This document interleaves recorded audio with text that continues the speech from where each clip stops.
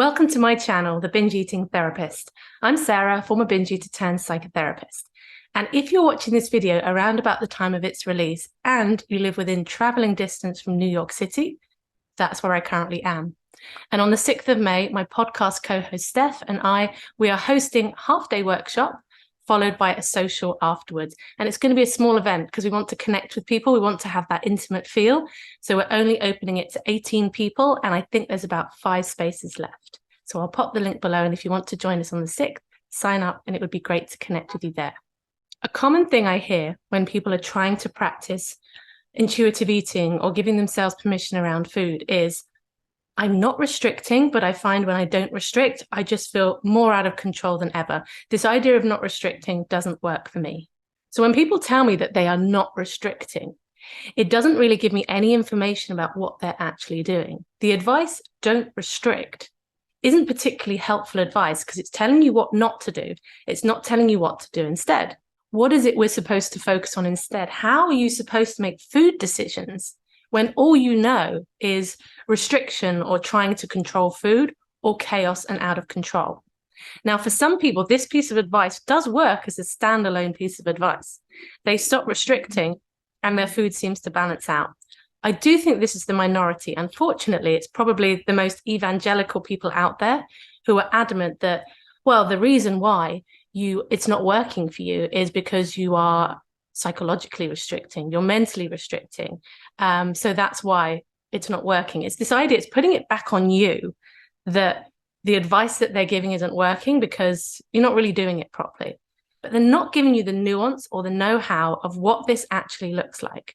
The whole purpose of not restricting is to free yourself up around food. So the idea is if you haven't got these arbitrary rules about what you must, mustn't, should, shouldn't do around food, then you can actually make a free choice. That's the point. But we can only make a free choice when we're not in conflict with ourselves, or when, at least if the conflict is low enough for us to be able to hear the different parts that are talking. So many people are doing this non-restriction because they've heard that this is what you need to do. So instead of it being this, oh, right, this feels like the right thing for me, and I really believe that I need to give myself permission because that's what I deserve and I'll hear myself better. It's no, this person said, don't restrict and everything will be fine. We want to narrow this binge eating problem down into something that might be overly simplistic because there are so many different things that feed into binge eating and can trigger binge eating that's beyond just whether you're feeling restrictive around food. So my question to you, if you're somebody who's been trying to figure out this non-restriction thing, how conflicted are you about your food choices? Because it's all very well saying, okay, I'm just going to do this thing with my behavior whereby I don't restrict.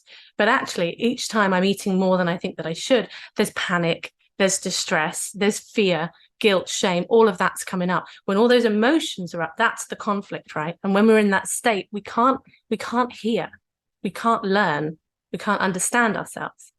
I also want to stop using the term non-restriction because I don't think it really helps. I like this idea of permission because permission at least says what it is that we're trying to do. We're giving ourselves permission, which means we are allowed the food. But it's not just a case the minute we have a flicker of desire, we have to run and satisfy it. Because also learning how to negotiate our way through that is important too.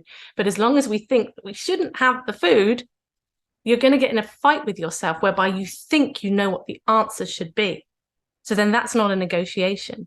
A negotiation is when you're kind of weighing things up and going like, okay, what is a good enough choice? The all or nothing thinking doesn't like this at all because this is the practice of living in the gray. Here's the crux that I think affects a lot of people.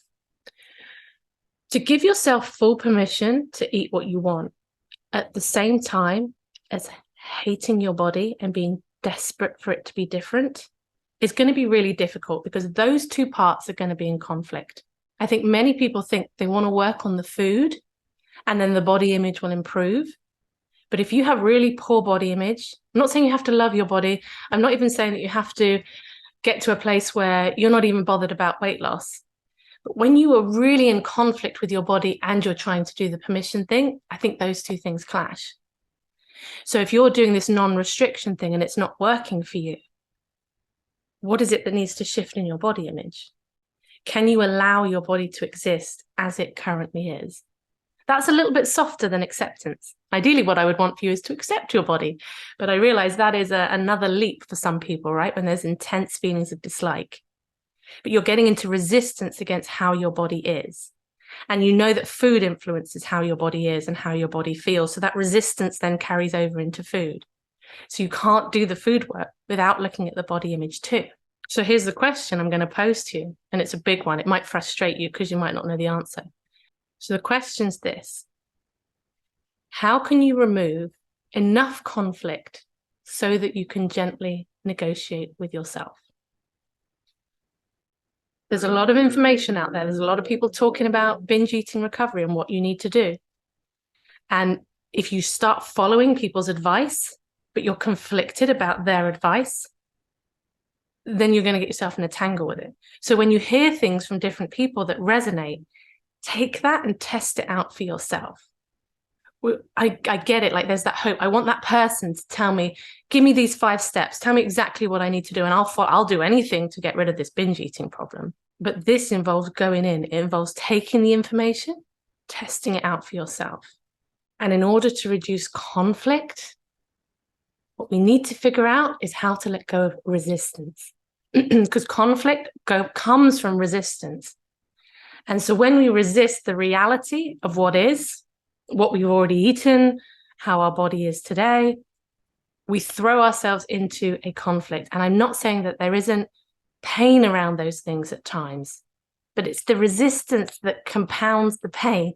So what do you need to do to let go of some of the resistance you're holding on to? Because that resistance is increasing conflict, which in turn is causing chaos in the way that you're making decisions around food. So you might think this is an incredibly unsatisfying video because I haven't given you any answers. And that's deliberate. I'm throwing it back on you. Not because I'm mean, but because I don't have the answer for you. And I really believe that asking ourselves these questions and spending some time inwardly looking is probably what a lot of you need. Anyway, thanks for watching, and I'll see you on the next video.